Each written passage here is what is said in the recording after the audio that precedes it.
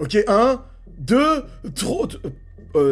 oula, c'est vilain tout ça. Oulalala, oh là là. Bon, contrairement à ce que dit Internet, je pense pas que Nia Jax soit la seule responsable. Analysons ça ensemble et de manière intelligente. Petit contexte rapide, Tiffany Stratton défendait son titre dans un triple menace contre Nia Jax et Jade Cargill pour savoir qui allait affronter Stephanie Wacker à Crown Jewel. Nous voici donc à la fin du match, mais il faut savoir que seulement 2 minutes avant ce spot, Jade Cargill, lors d'une mauvaise réception, s'est ouvert l'arcade en s'écrasant dans l'escalier. Ok, regardons donc ce qui s'est passé. Alors que Nia Jax remontait dans le ring pour essayer de mettre fin au match en s'attaquant à Tiffany, Jade Cargill, elle, était là, elle l'intercepte, Black Hole Slam, tentative de tomber de Jade Cargill. 1, 2, dégagement de Nia Jax et arrivée que maintenant de Tiffany Stratton. Ok.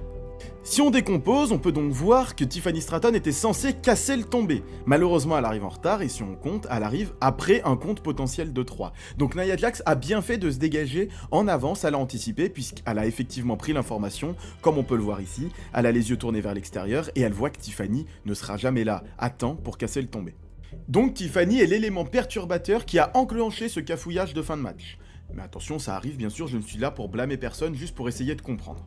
Et après ce cafouillage, il y a donc le gros raté qu'on a vu en introduction, une Nia Jax qui ne se dégage pas alors que l'arbitre ne compte que jusqu'à 2 et pas jusqu'à 3, et Nia Jax qui se dégage avec du ping. Et à ce moment-là, pour moi, la faute est partagée entre Nia Jax et Aja Smith, l'arbitre, Daphne Deshawn, puisqu'en fait, pour moi, il y a deux visions qui se confrontent. Celle de Nia Jax, qui était de conserver le spot initial, c'est-à-dire Tiffany Stratton qui gagne ce match, en opportuniste après un tombé de Jade Cargill raté. Une vision donc kayfabe de Nia Jax de conserver le scénario pour conserver la construction des différents personnages puisque elle, quoi qu'il arrive, subit le tombé. De l'autre côté, une Aja Smith avec une vision beaucoup plus catch, c'est-à-dire que Nia Jax venait de se dégager d'un tombé, sans subir d'attaque supplémentaire, elle prend un deuxième tombé, donc, dans la logique des choses, elle s'en dégage également. Et ici, la faute de Nia Jax étant donc de ne pas s'être dégagée du deuxième tombé alors qu'elle s'est dégagée du premier tombé, ça ne fait pas sens d'un point de vue catch, et l'erreur de l'arbitre, de Daphne Deshawn, Aja Smith, est d'avoir stoppé le décompte à 2 alors que Nia Jax ne s'est pas dégagée, ce qui crée cette image absolument horrible d'un catcheur qui ne se dégage pas d'un tombé,